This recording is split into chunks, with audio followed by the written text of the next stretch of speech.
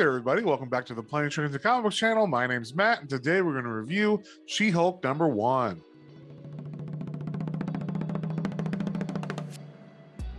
Yeah, before we get into that, if you guys wouldn't mind sharing, subscribing, commenting, it really helps me out and lets me know what you guys want to see more of. So, with that being said, let's get straight into it. All right, we got the cover here of She-Hulk #1. It is a Marvel title, of course.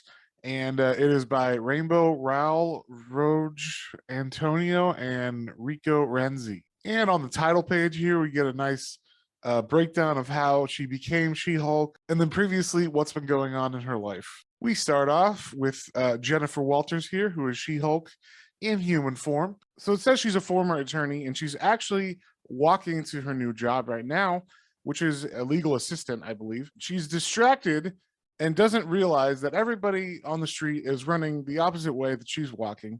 And out of nowhere, someone yells to get her attention. And that person is Mary McFerrin, who is Titania.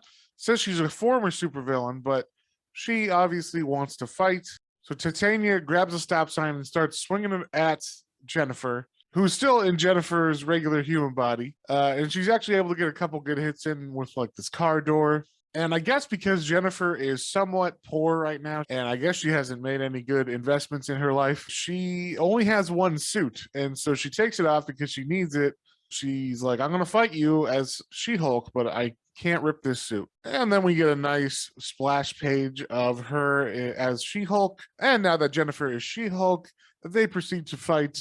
And while they're fighting, they have a conversation that's not very like angry. They're just kind of catching up on each other's lives because Titania is supposed to have a family now and she's supposed to be retired from being a supervillain, and She-Hulk's obviously going through some hard times. So they're just talking about each other's lives and basically just catching up. And at the end of it, they basically shake hands as friends because She-Hulk says, you know, if you want to blow off steam and that's why you wanted to do this, then let's do it somewhere where there's no people around to get hurt and, you know, city to be destroyed.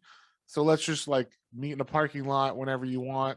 And I will promise not to bring cops or anything. And we can just fight for fun. Basically, they just created a fight club. So after that fight, of course, Jennifer is late for her first day. And as she comes in, her new boss, Mallory Book, is not very pleased that she's late. It seems like her new boss is pretty much a no-nonsense person. She says, like, I don't bring bagels to the office every morning, so you're going to have to get your own. Her office is tiny. It's like 4 feet by 6 feet. But she at least doesn't get fired for being late on her first day. So after her orientation is over for her job, she goes to visit Janet Van Dyne, who is the Wasp, and I guess also her best friend. And Janet, of course, has a lot of money and a couple apartments and houses and stuff, so she's actually letting Jennifer stay here, but I guess she's already lived here before because there's a closet full of her clothes already, and also like this big ass bed. And it's funny, all the clothes in this closet don't fit her as Jennifer, but then when she transforms into She-Hulk, they all fit her perfectly. So she goes to take a bath in what I assume is a gigantic bathtub. As she's relaxing, we get a crash. She hears a loud noise from the other room, and I'm going to stop it right there. I don't want to spoil anything else. So that was She-Hulk #1. I gotta say, I really didn't like the writing in this one. And it's weird because it seems like the writer was trying to do what, you know, like a Marvel comic should do, which is you have an action scene, and then you have, you know, some setup. It's weird because at the beginning, there's that really long action scene of Titania and her fighting. All the energy is taken out of it by them talking. I don't understand why they were having like a normal acquaintance conversation while they're having this big fight, because it takes all the tension out of the fight. Like the point of the fight is to build up tension and suspense, like, oh my gosh, there's some kind of peril or who's going to win. But instead, they're just having like a normal conversation that they would have over coffee, like catching up with each other's lives, and then, but they're just punching each other. So you realize it doesn't mean anything. There's no stakes in it at all, which really takes the wind out of it, and it makes a 6-page fight scene kind of lackluster. There's not too much else going on in this comic. So yeah, I didn't like the writing at all or the like story. It wasn't terrible, but it definitely didn't like make me want to read the next issue.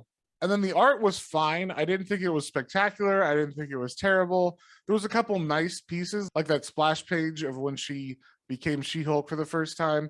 I thought that was a cool page. And the fight scene had some good moments in it, like just action poses and stuff. But overall, the story didn't really lend to drawing really cool stuff. So it was only that fight that really had any kind of dynamic movement or anything in it. So I'm going to give this one a 2.5 out of 3. It wasn't terrible or anything. Like, it was perfectly readable. I didn't get bored reading it necessarily, but I just didn't care about the character by the end of it.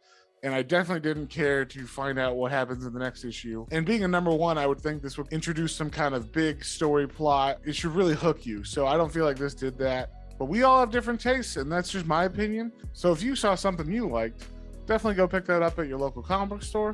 And we will see you guys on the next one.